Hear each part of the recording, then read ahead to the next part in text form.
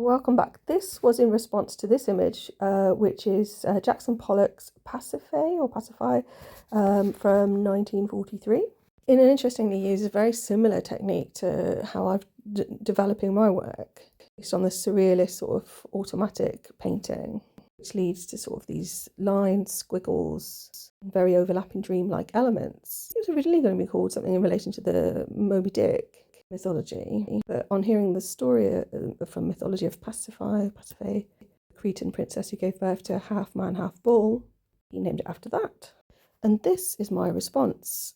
And actually, out of the ones I've done so far, obviously I'm not saying it's the same, but there are some very similar elements, including these swirls, which are kind of reminiscent of like Celtic spirals, sort of pole that is a bit like a pole / lightning.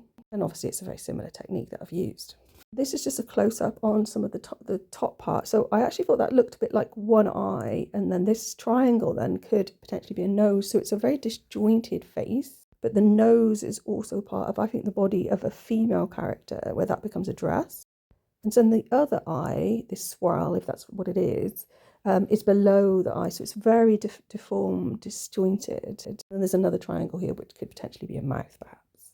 And then if that is a mouth, it's right next to this other sort of swirl, for want of a better term, which could represent the birth of that half man, half bull creature, because there's something to do with the concept of a mouth and the uterus, which I only discovered yesterday, or rediscovered yesterday, while I was reading about some Greek literature.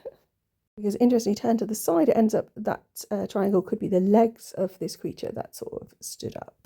And then the rest of the background becomes all quite blurry, but there's sort of a cross to the left of that creature.